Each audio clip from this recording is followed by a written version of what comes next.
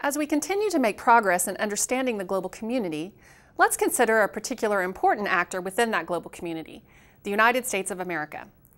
To understand contemporary relations in the international arena, we must consider the role that the United States plays around the world. The United States is undoubtedly one of the most powerful actors in global affairs today, both militarily and economically. In terms of military power, the U.S. is able to project its power and position around the globe. It has bases of operations and certain capabilities that allow it to engage as needed in every region of the world.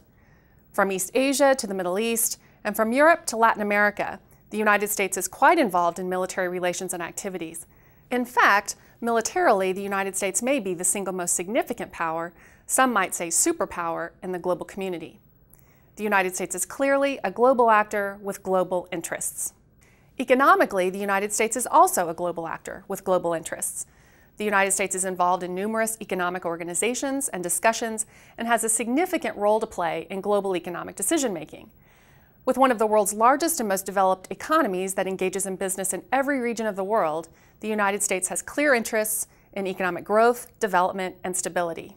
But it isn't just its military and economic power that make the United States a significant actor in today's global community. The rest of the world, the other members of the global community, often look to the United States to help address problems and quite often to serve as an example for democratic governance, transparency, justice, and equality. The United States therefore also plays a significant role around the world in the eyes of its fellow community members as a country capable of providing assistance and willing to offer guidance in addressing problems and finding solutions, sometimes even without an invitation.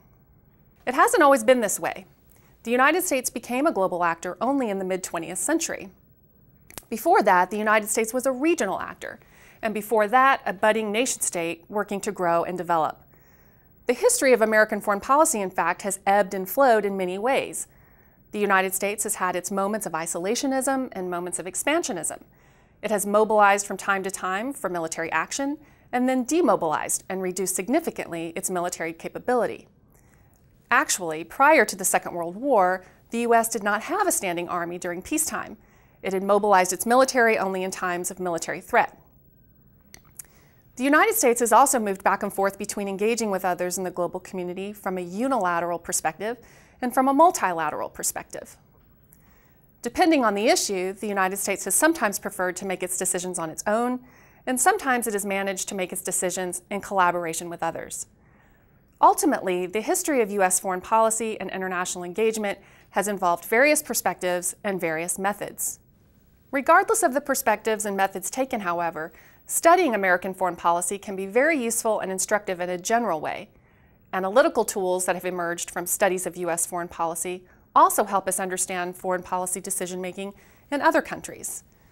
It is to these general tools, and in particular the importance of levels of analysis and sources of foreign policy, that we turn next as we continue our efforts to understand the global community.